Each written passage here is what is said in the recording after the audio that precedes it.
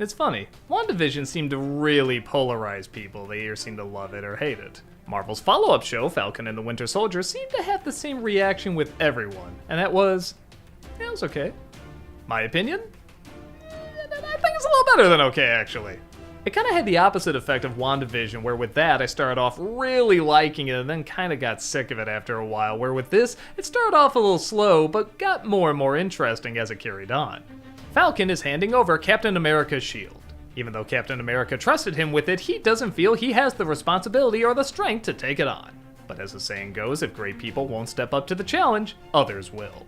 So a new Captain America is chosen with John Walker, a decorated member of the army that seems like a perfect choice, but I think we can all put together is not going to be. Meanwhile, the Winter Soldier Bucky is finding it difficult to adjust as well. Living so many years as a brainwashed assassin, trying to have a normal life and still do good while everybody sees you as evil, and yeah, maybe you still got some of those old habits in you, can be very difficult. But things heat up when a terrorist group known as the Flag Smashers want things to go back to the way things were before Thanos snapped half of humanity out of existence. Not that they wanted to see people disappear, but for 5 years half the population just wasn't on Earth, and when they suddenly come back, a lot of problems arose. Jobs, economy, food, suddenly all these things that were around for half the population now have to be doubled. Falcon and Bucky team up together to try and take down the Flag Smashers, while also trying to see if they can reason with their leader, while also trying to stop the new Captain America from making things worse. The first thing I really like about this show is that it feels like a Captain America show.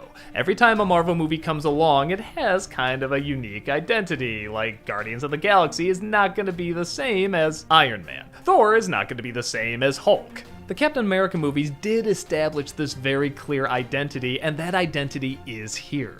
This feels more like a spies and espionage show. There just happens to be superheroes in it, and yeah, they have some kick-ass action scenes. But there's actually a lot more sitting down and talking in it than you would imagine.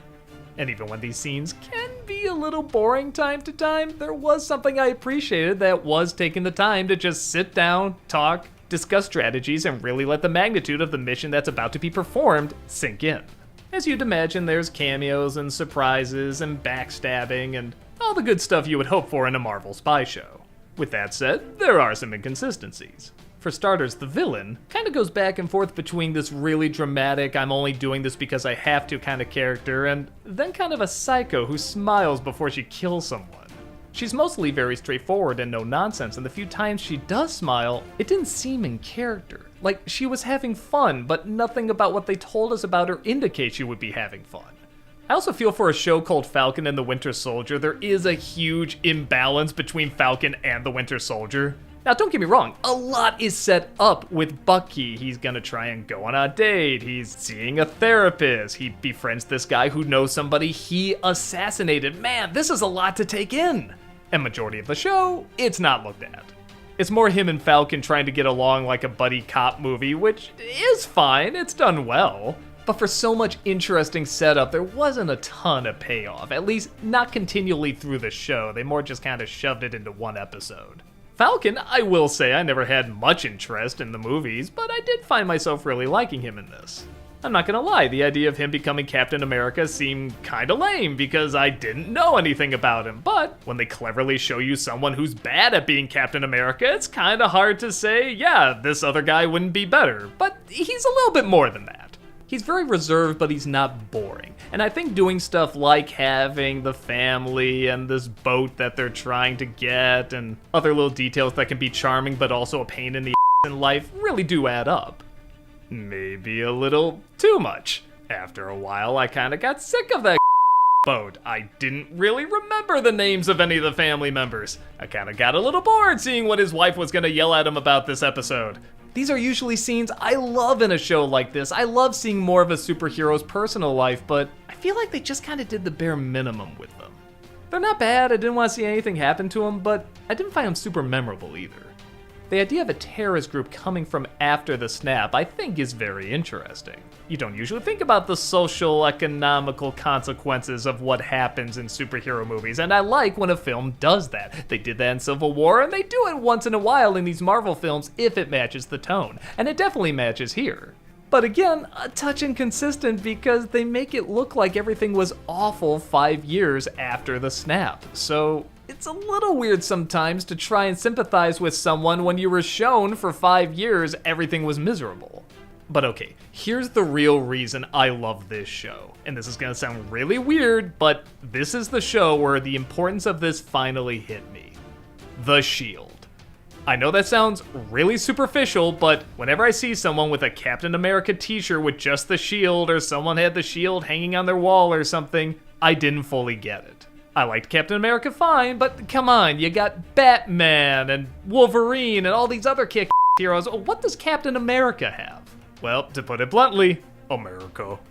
When I saw how everyone treated the shield and how they looked at it, and yeah, sometimes they would talk about it, but majority of the time it was just the stare they would give this thing. It finally hit me its importance. When I see Falcon throwing that shield around and practicing with it, I got chills. It hit me how long that thing had been around, how long it had been gone, when it came back, how important it was, what it survived. When I saw Falcon's kids playing with it while he was waking up, I kinda got this really weird feeling. Like, hey, don't touch that, it's a relic, but it's also this symbol that kids can really look up to and be proud of, and yes, a lot of those virtues are challenged in this too when they talk about race and so many other things that can be a problem in America. And naturally, when you see someone misuse it as well, it's very jarring. Maybe you could chalk it up to me just realizing something that everybody else realized decades ago. Me being a dumb not putting together what a great symbol this really is. But this show did make me realize it. And it wasn't just through people talking about it, it was through people really letting it sink in. Seeing it pass from place to place, used in different ways, and the power of that image really leaving a big impact. I know that's kind of a weird reason to say I think that elevates the show from being just okay to pretty good, but for me, that's a big reason. I don't know if other people felt the same way. Maybe I'm the only one who didn't put it together, and if so, fair enough, this is just my experience. But even if you didn't make the connection the same time that I did, it's still a very good show about exploring it. The responsibility of it, who it goes to, who it belongs to, who it doesn't belong to. Will you have the same revelation? I don't know. But either way, this is still a very well put together show, even if it can be a little inconsistent. Fly on in and see why something seemingly so simple can be so important.